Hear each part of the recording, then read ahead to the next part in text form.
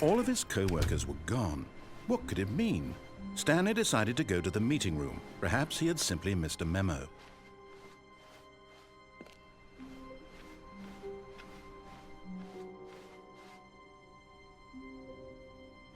Oh, new content? What does that mean, new content?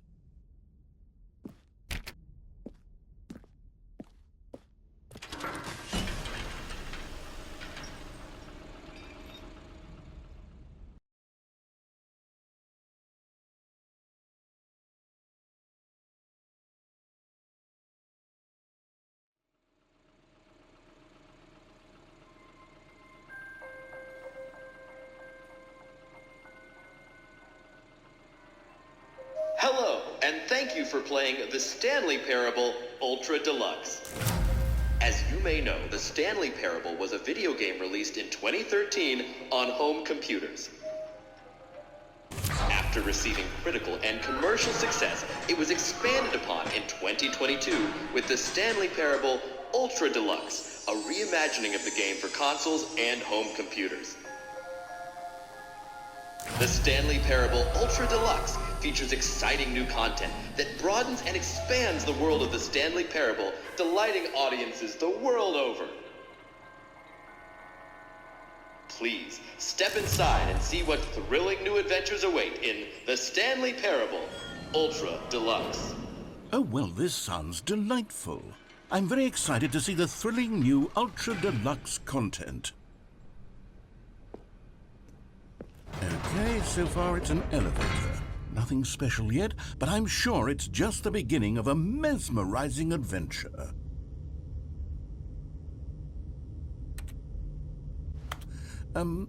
Is it broken? What's going on here? Should we be moving somewhere or... Oh, there we go. All right, finally, at long last, it's on to the new content. I've never been more ready. Let's do it.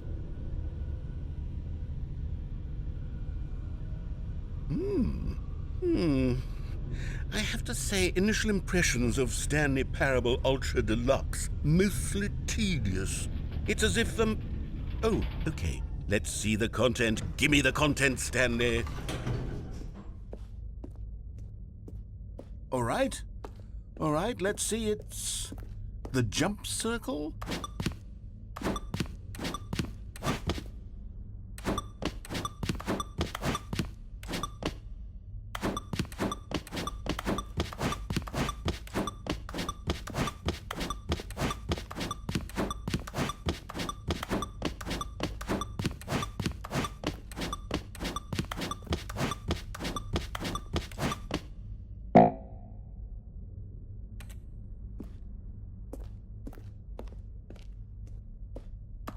Is that it?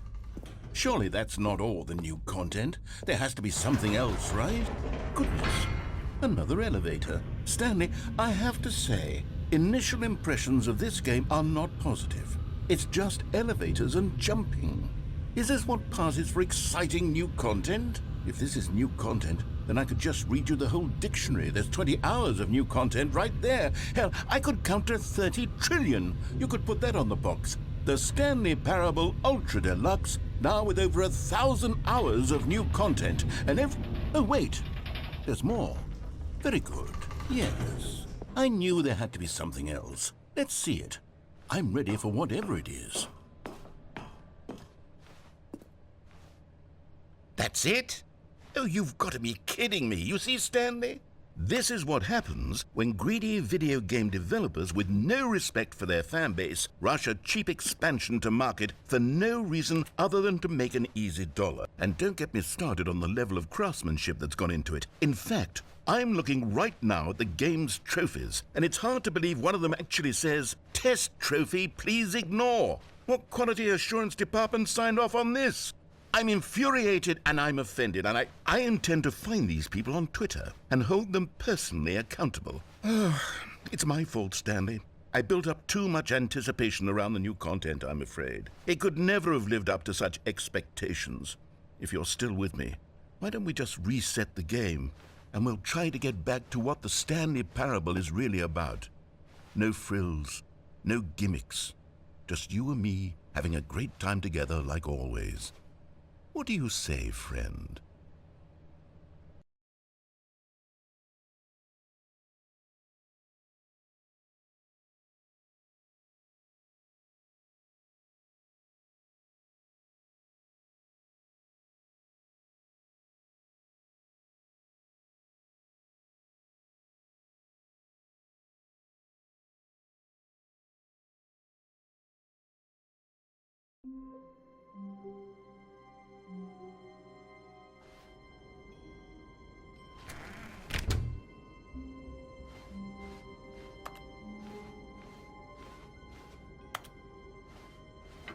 Psst! Stanley! Come over here! In the vent! I want to show you something!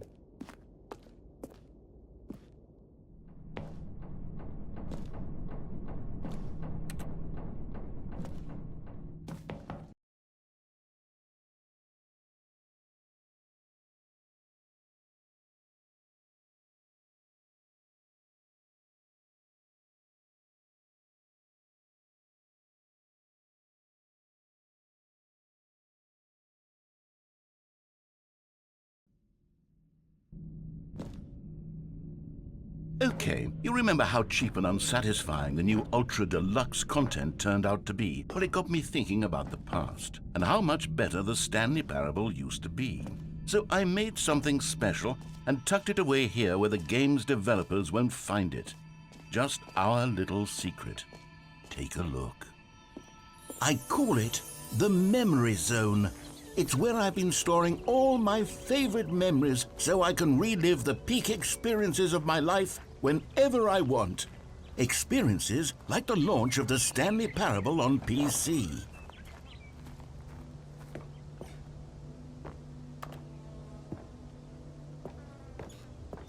You see, Stanley, doesn't the Memory Zone remind you of how wonderful Stanley Parable was before it was sullied with a cheap PlayStation port? Remember back in October of 2013, when the game originally launched? Back then, video games had integrity. Back then, it all meant something. Oh, the waste.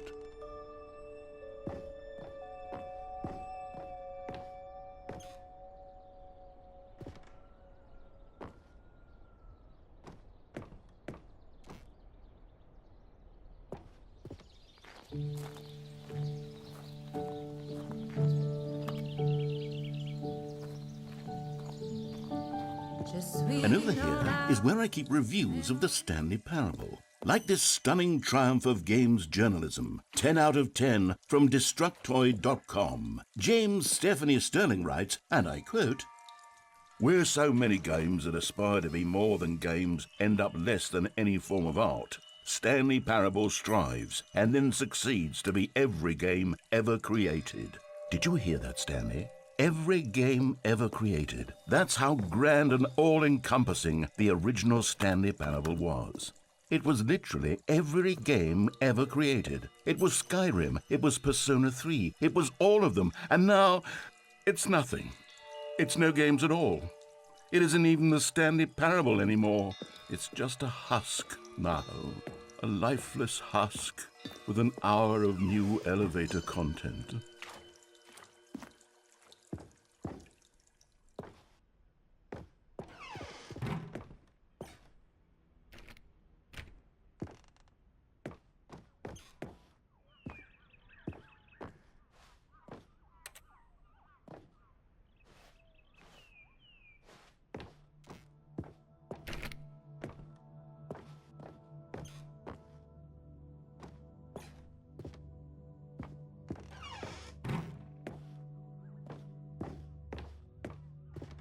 Here's another moving passage, this time from GameSpot.com.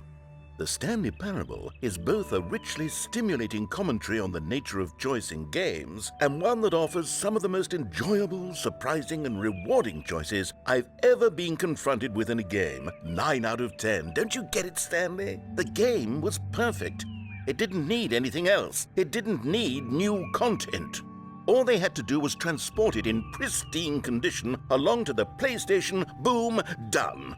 And they couldn't even do that. Couldn't resist the urge to go meddling with a beloved franchise.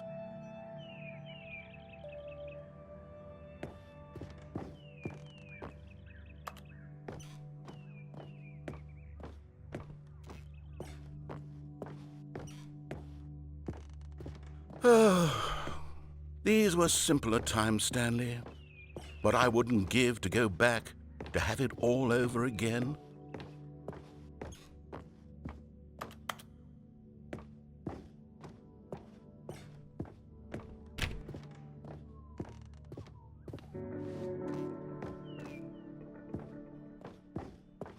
Wait, hang on. I don't recall this part of the memory zone before. What's this? What's down here?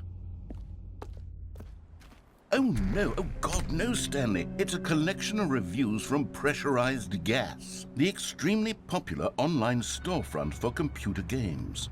I haven't looked at these in years. I can't even imagine what's been collecting down here. Surely these reviews were glowing as well, weren't they? Honestly, I could not be bothered to play this game to full completion. The narrator is obnoxious and unfunny, with his humor and dialogue proving to be more irritating than entertaining. Unfunny! I'm not trying to be funny. I'm trying to make a serious work of art.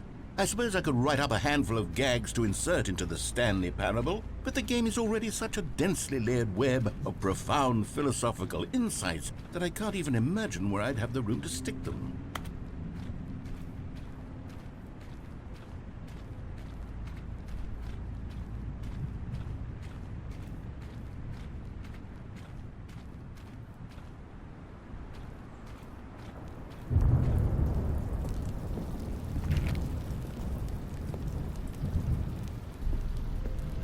Okay, let's see what this one says. While the idea for the game is good, for someone who prefers non-linear games, this preachiness gets annoying fast. Preachy? Stanley? I'm not preachy, am I? You can tell me if I'm preachy. Honestly, you can. Oh, goodness. This is actually quite shocking for me. Well, to be honest, I had always thought of the game's dialogue as being rather terse to begin with. You can't know how much fluff I cut from the game to get it to feel as light and airy as it... Well, I always thought it did. But maybe it wasn't. Oh dear. What an awful memory to have to hold on to. These black marks on my otherwise unimpeachable track record. I feel like a failure. Like I let these people down. Perhaps the Stanley Parable isn't quite as sterling as I always remembered.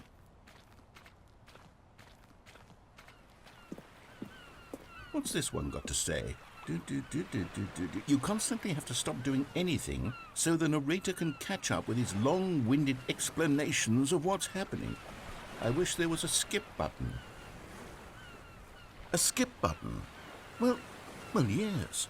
Yes, I think we can do that. If I'm truly too preachy, then maybe letting you skip ahead for just a moment, surely it couldn't hurt.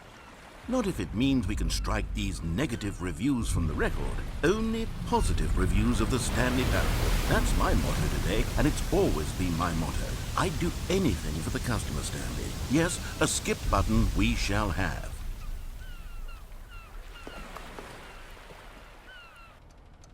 And here it is. Go ahead and give it a shot. I'll pop you forward in time so that the second my incessant droning starts to bore you, with just the push of a button, you'll have zipped right past it. It's what the players have been asking for, and I'm very proud to have delivered. No more listening to me rambling on and on and on. No. The Stanley Parable is a game for the people. And if the people want silence, then by goodness, that's what they're going to get. Well, don't sit around waiting for me to shut up. Go ahead and make me shut up. Here, we'll pretend that I've just begun an interminable monologue, and it goes something like this. The story, and the choices, or what have you, and therefore, by becoming it is, so on and so forth, until inevitably, we all until the end of time, at which time everything all at once, so, now you see, blah, blah, blah, blah, blah, blah, blah, blah, blah, blah, blah, blah, blah, blah, blah. We've eaten too much and it can't be just yet, no, until 245. that the logic of elimination working backwards, the deduction therefore becomes impossible to manufacture. It went on for nearly 10,000 years, until just yesterday, here and there, forward and back, and never a moment before lunchtime. It can't be. It's the only thing there is. How many billions left until so much more than forever ago? Which is why I say the story and the choices, or what have you, and therefore by becoming it is, so on and so forth, until inevitably we all, until the... Oh, you're back, you see. You were only frozen in time for a few minutes, but it was plenty of time for me to deliver a long, rambling monologue full of unnecessary verbal flourishes and lengthy ruminations on the nature of choice in video games. Of course, I happen to believe it was perhaps one of my more profound such ruminations. Not that, of course, you need a description of it, but if I had to describe it, I'd say it was perhaps less of a rumination and more of a treatise. Or maybe a manifesto. Look, I'll outline it for you very briefly, and you can tell me what you think. Okay, so my theory is that any choice you've ever made is simply a series of choices made by the person who you are, or were, or will be at the time of having made said choice. That is to say, if by articulating a choice you've already made, you bring that choice into being, then by making no choice and saying nothing, are you not simply erecting in the sanctuary of time a monument to every person you've ever been, making every choice to which you've ever given your Greek gift of mortal and yet timeless thought?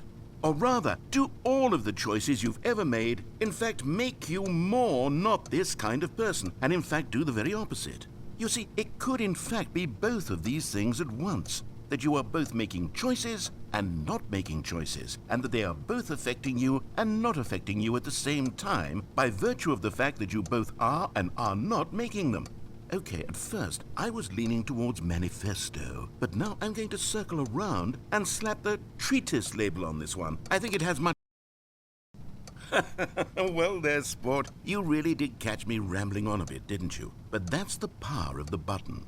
The minute I start to go off on a thoughtless display of self-absorption, it's right at your fingertips to go poof, and it's all over. I can't wait to see what Cookie 9 will say about this, and whether they'll edit the rating of their pressurized gas review, or at least change some of the wording, perhaps. To be honest, I don't even know if one can change their review in the first place. I guess I should become better educated on how exactly pressurized gas works. Perhaps that would have been a smart thing to check on before I went on about this whole exercise of making the skip button. Although I have to imagine that after seeing this exciting new technology at work, surely whoever it is who runs pressurized gas will instantly run out and implement a new feature to make it possible to edit one's review merely because of this very situation. Yes, I think that's quite likely. Or perhaps they'll simply grant this particular user the ability to change their review so that the feature is not widely abused. Look, I would even be okay with pressurized gas altering this particular review so that it reads as something more beneficial. Something along the lines of, this game is the best game. Okay, welcome back, Stanley. Now, I should say that the amount of time the button has been skipping through is becoming longer and longer. That last one was, well, I want to say maybe 30, 45 minutes? Stanley, please don't push the button again. It's been 12 hours. You've just been frozen there. I don't know why the skips are getting longer, but they're really, truly getting longer, and my God, there's no way out of the room. Stanley, the door is gone. It's completely gone. I've looked at it from every angle. I've checked every one of those walls 1,000 times. And there's no door, Stanley. There's no door. There's just you and the button, and if you keep pressing it, I have no idea what will happen. I have no idea how long I'll be made to sit here. And more than anything else, I don't know how to stop you from pressing the button again. I can't control anything in this room, Stanley. I can't touch it. And I have to believe, I have to know that sooner or later, no matter how much I plead with you, you're going to press the button again. Why would you? I've been thinking and thinking, and I don't know what I can do to convince you otherwise. Oh, my God. And it's all because of those reviews. Those reviews that I couldn't get out of my head. I just couldn't ignore the negative feedback. Why was it so important for me to fix the problem? Why did Cookie Nine's opinion matter so much to me? I've never even...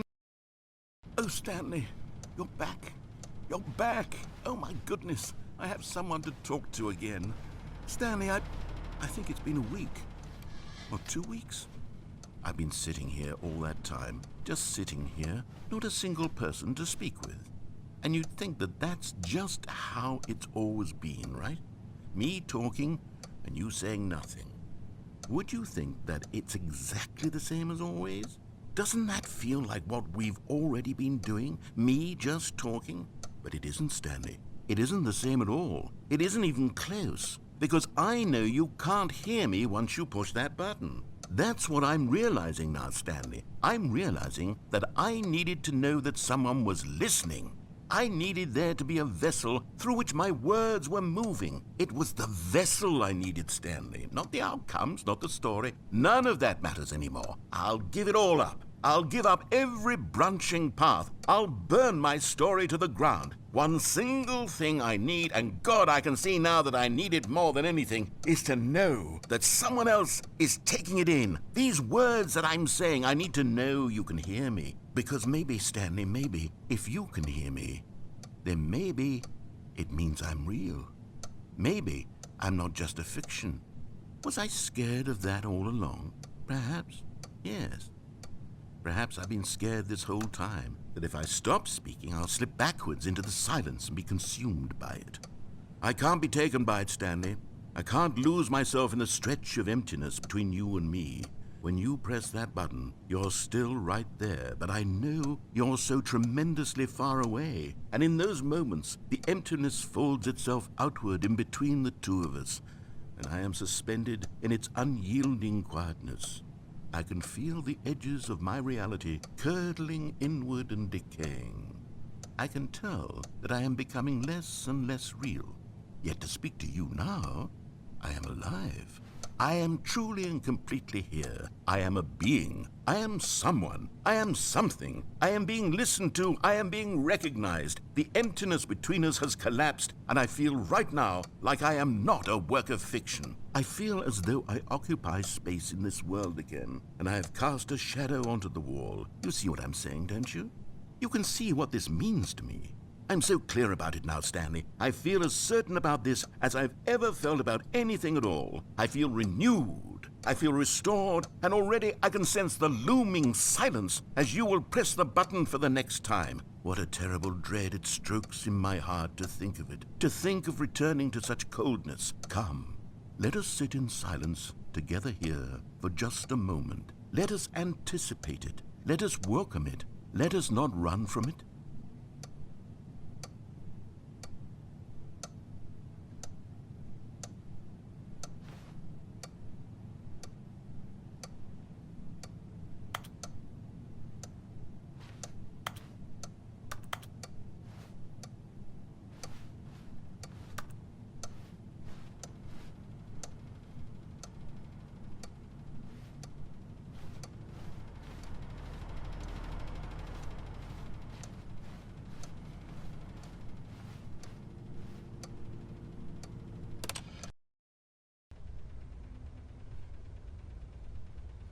Oh, hello, it's you. You're here again. Welcome.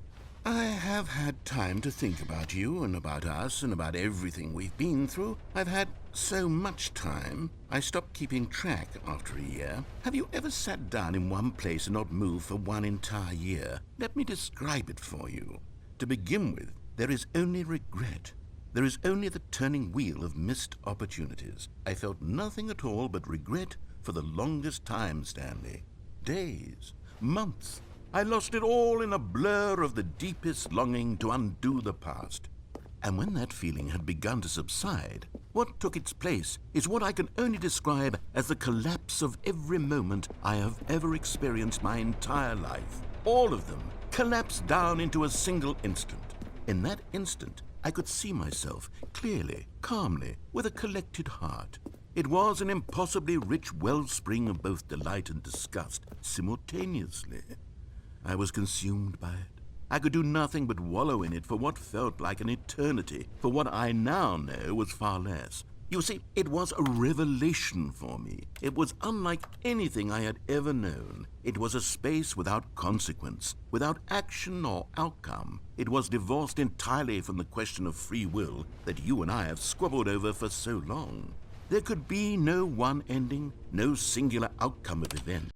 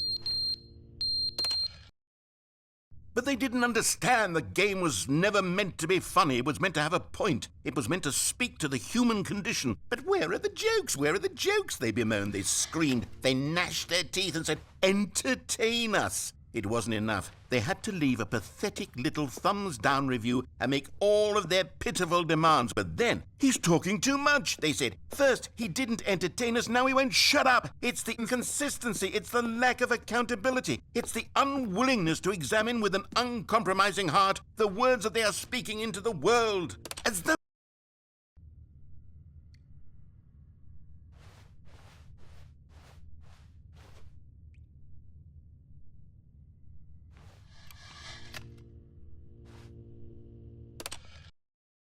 the end is never the end, is never the end, is never the end, is never the end, is never the end, is never the end, is never the end, is never the end, is never the end, is never.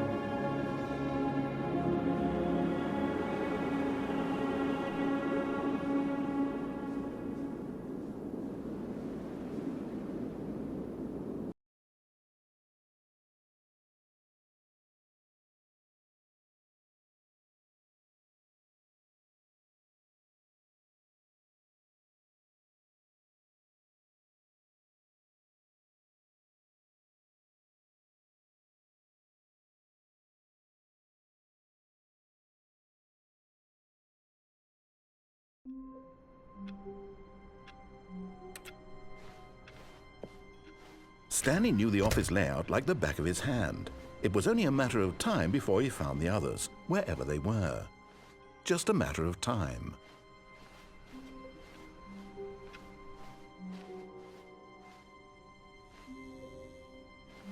Oh, good. You noticed my sign. Yes, I have something very exciting to show you.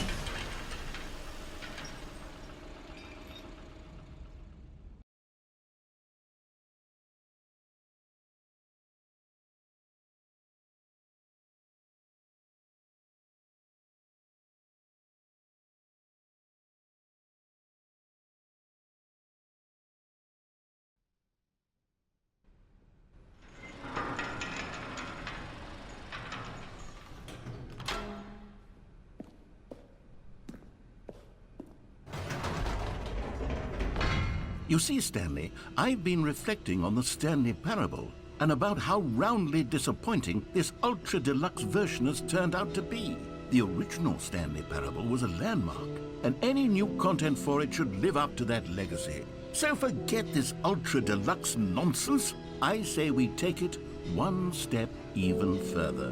Which is why I'm very proud to announce for the first time ever, the Stanley Parable 2.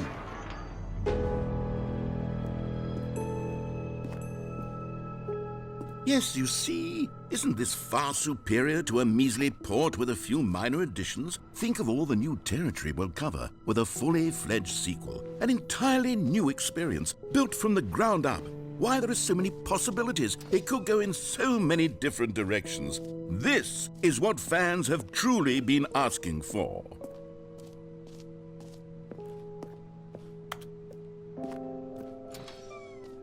Now, to be clear, I haven't quite nailed down what exactly the Stanley Parable 2 is going to be, but let's take a look at some of the features I've been developing for it. I figure that if I can loosely organize a handful of interesting concepts, that surely the game will sort of naturally spring up around them. It'll all work itself out. Game development is much more of a fuzzy magic than anything scientific or logical, really.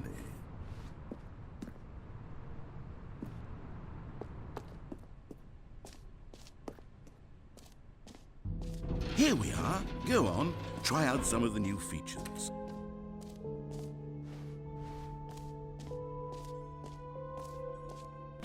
For the Stanley Parable 2, I asked myself, what do players really want? And of course, the first and most obvious answer is that they want to be individually recognized and validated as people. So with that in mind, my first addition to the game is this button which speaks the name of the person playing the game. Isn't that wonderful? Jim. Sorry, I should have clarified. Right now, the button only says the name Jim. But of course, in the final game, this button will say your name, whatever name that is. Here, let's have you role-play as Jim to really simulate the full experience of this feature. Just play along. I promise you'll love it. Okay, here we go. Let's take a deep breath, clear your mind, forget whoever you are, and simply become a person named Jim. I want you to imagine yourself living as Jim, sleeping and waking as Jim, falling in love and being heartbroken as Jim, seizing all of the world's possibilities as Jim, and as Jim watching your dreams crumble into dust. Do you feel it deeply? Are you really, truly Jim right now? If so, then please step forward and press the button. Jim. Yes! You see? What a thrill! What a rush! That was you! The button described you. Do it again. Do it again. Jim. Ooh, it hits even harder the second time. If this were the only new feature in the Stanley Parable 2, it would still be worth the money. Let's take a break from the Jim button. I'm too emotionally drained from all of this personal validation.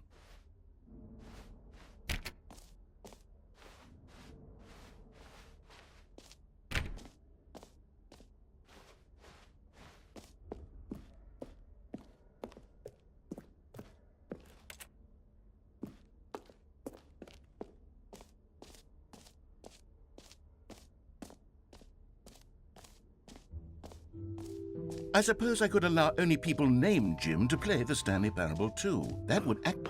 An epilogue would be fun, wouldn't it, Stanley? Yes, it would go at the end of the... well, we'll figure that out later.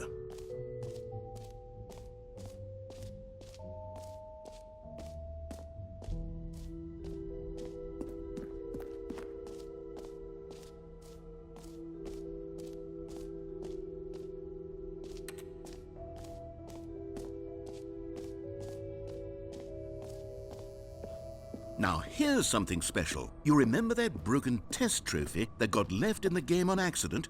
Well, I'm developing a technology to simply give you the trophy. Yes. You see, you'll come to this lever, and when you pull it, the trophy will be given to you. Okay, perhaps I should have clarified. This is technology that will exist. Right now, the trophy is still fully broken. I'm not a wizard, Stanley. But I guarantee it will be fixed in the sequel to at last satisfy the hordes of ravenous fans all over the world who have been uproariously demanding this feature. Gamers, we hear you, and I promise it will happen.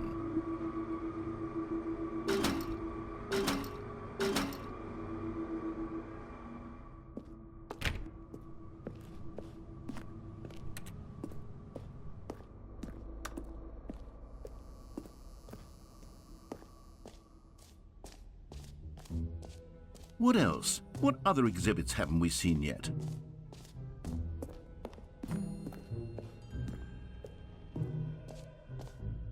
Ah, collectibles. Now it's a real video game. In the Stanley Parable 2, you'll run around gathering up these miniature Stanley figurines. And what's truly innovative is that there will be no reward for collecting all of them.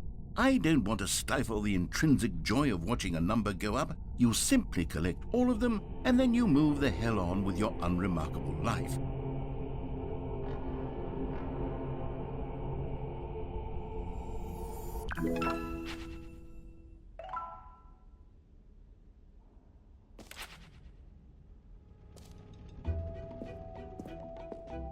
God, it really is the worst when you collect everything in a video game and then they give you a big fancy reward for it. Absolutely. Calling it the Stanley Parable 2 is just so much catchier than Ultra Deluxe, don't you think? Ultra Deluxe? What does it even mean? But the Stanley Parable 2, now that's an artistic statement right there. It's future-oriented. It screams progress and innovation and long-term franchising potential. Oh, goodness, Stanley, this is fairly awkward. I hate to do this, but before you leave, you really should go to the bucket exhibit. You see, there's a surprise I was going to spring on you later, and it involves the bucket. And I really do hate to break the illusion, but it's important that you go see the bucket, okay? All right, I'll get out of your hair now. You know what? Let's bring the jump circle back for Stanley Parable 2 as well. It's a... Oh, wait. You already spent all your jumps the first time we saw the jump circle. Oh, well. I suppose it can just be a nice decorative piece, then. Stanley, here's an idea that I'm truly fond of. It's never been done before in a video game.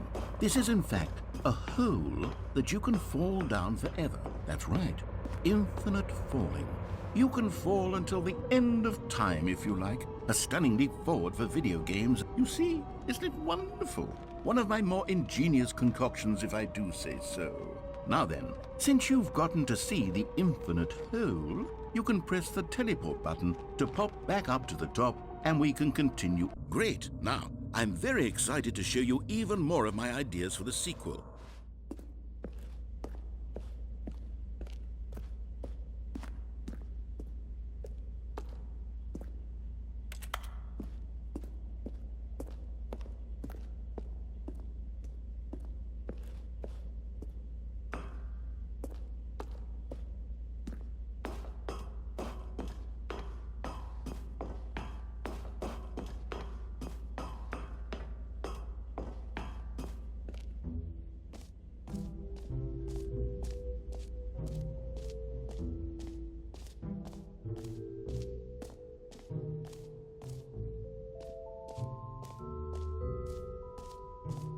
Okay, I'll be honest, I haven't yet decided on this one. I think that in the new version, the office could use a bit of decoration, like balloons. But I'm undecided on Get Well Someday and Happy 12th Birthday. Which would you go with? You know, sometimes when you solicit another person's opinion, it makes you realize that you knew which one you actually really wanted all along. Get Well Someday it is.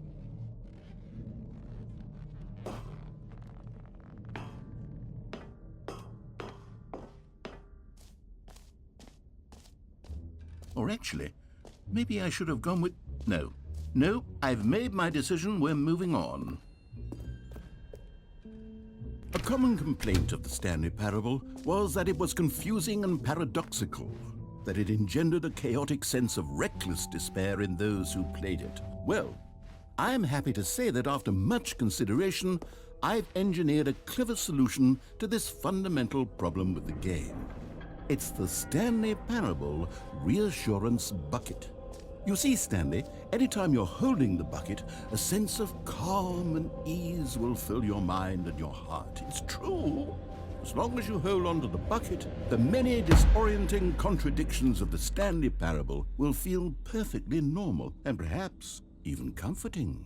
You may even come to long for the gentle embrace of jarring cognitive dissonance while the bucket is in your arms. And to be honest, it's a much more convenient solution for me than actually redesigning the game to be less uncomfortable. Can you imagine what a pain in the ass that would be? Yes, the bucket is the perfect solution. Come on, give it a try.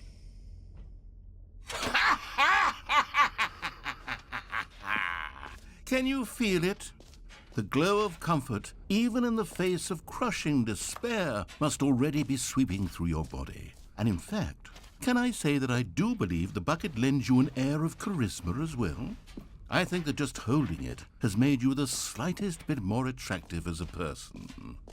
The benefits of the bucket seem to go on, don't they? All this and more await you in the Stanley Parable 2.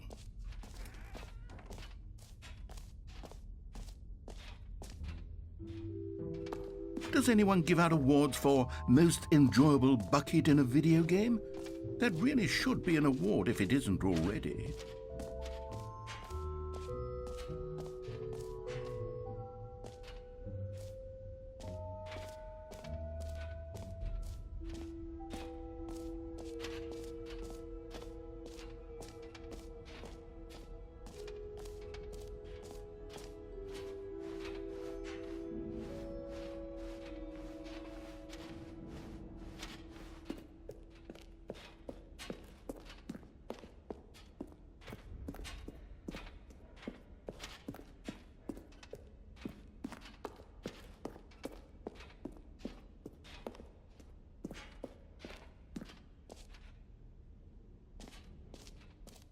So, Stanley, what do you think?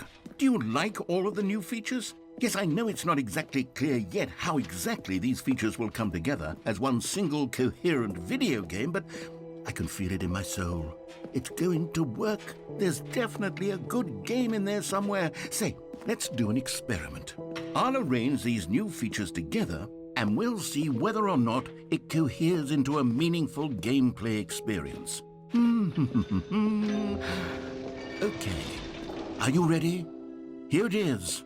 I give you the Stanley Parable 2.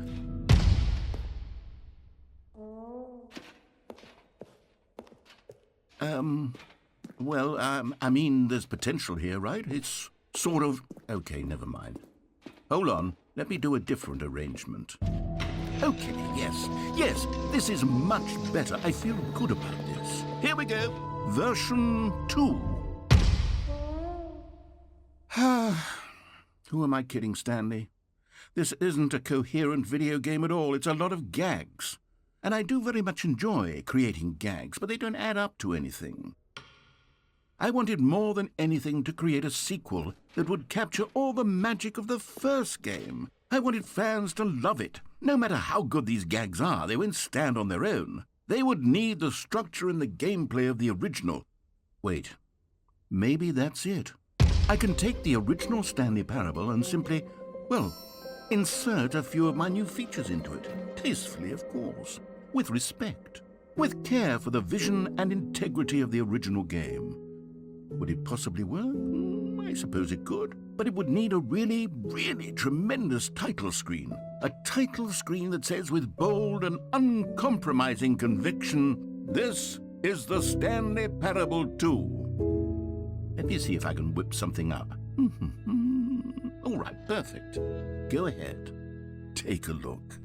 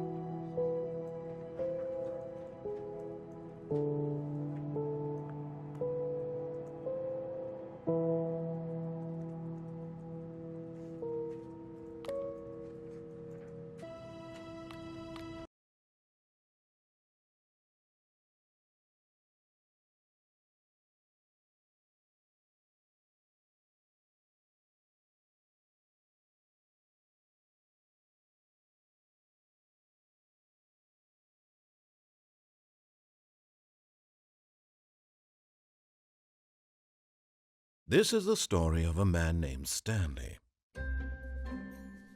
Stanley worked for a company in a big building where he was employee number 427.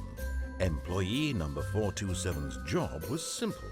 He sat at his desk in room 427 and he pushed buttons on a keyboard. Orders came to him through a monitor on his desk, telling him what buttons to push, how long to push them, and in what order.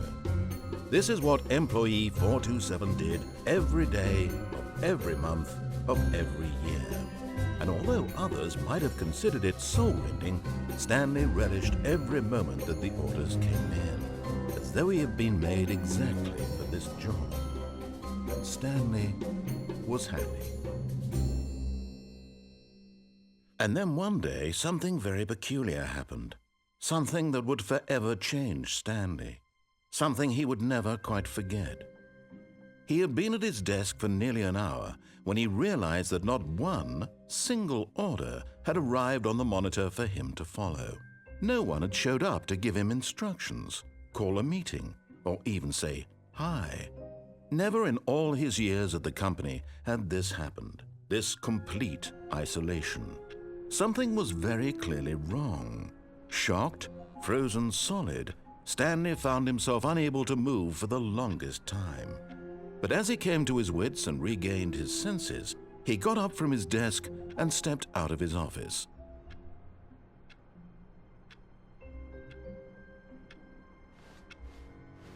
All of his co-workers were gone. What could it mean? Stanley decided to go to the meeting room. Perhaps he had simply missed a memo.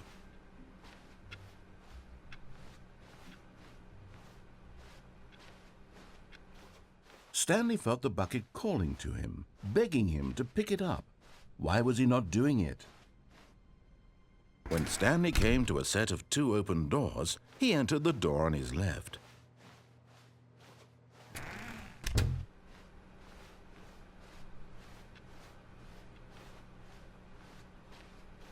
Yet there was not a single person here either.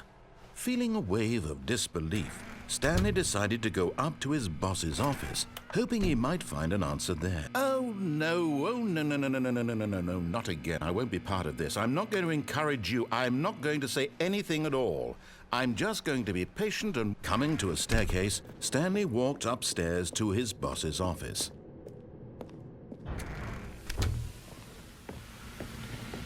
Here's the door, just go.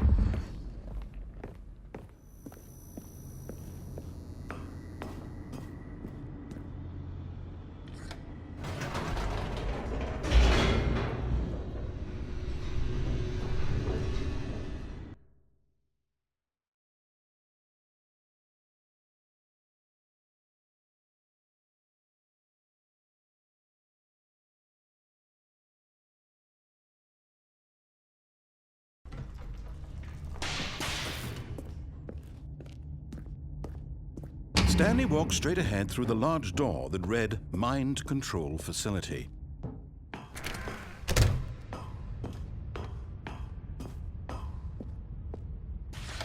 The lights rose on an enormous room packed with television screens. What horrible secret did this place hold? Stanley thought to himself. Did he have the strength to find out?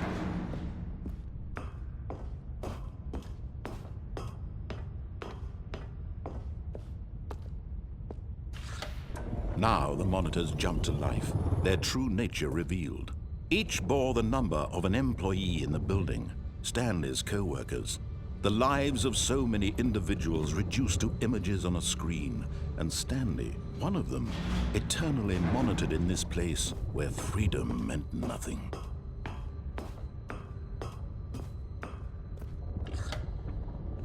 This mind control facility, it was too horrible to believe. It couldn't be true. Had Stanley really been under someone's control all this time? Was this the only reason he was happy with his boring job? That his emotions had been manipulated to accept it blindly?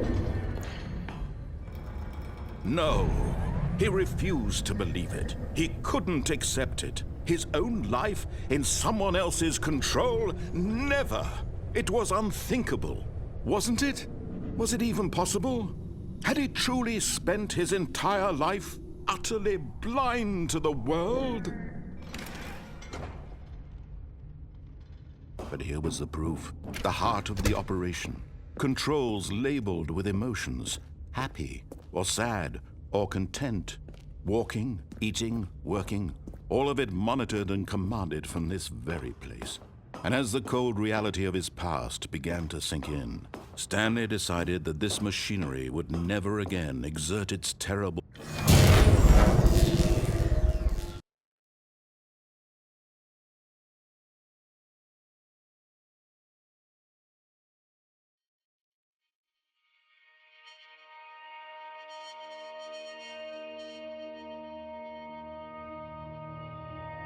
blackness and a rising chill of uncertainty. Was it over?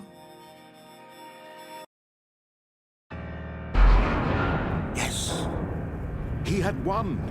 He had defeated the machine, unshackled himself from someone else's command. Freedom was mere moments away.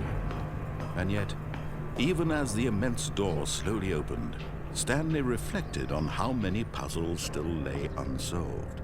Where had his co-workers gone? How had he been freed from the machine's grasp? What other mysteries did this strange building hold? But as sunlight streamed into the chamber, he realized none of this mattered to him, for it was not knowledge or even power that he had been seeking, but happiness. Perhaps his goal had not been to understand, but to let go. No longer would anyone tell him where to go, what to do, or how to feel. Whatever life he lives, it will be his. And that was all he needed to know. It was perhaps the only thing worth knowing. Stanley stepped through the open door. Stanley felt the cool breeze upon his skin, the feeling of liberation, the immense possibility of the new path before him. This was exactly the way, right now, that things were meant to happen. And Stanley was happy.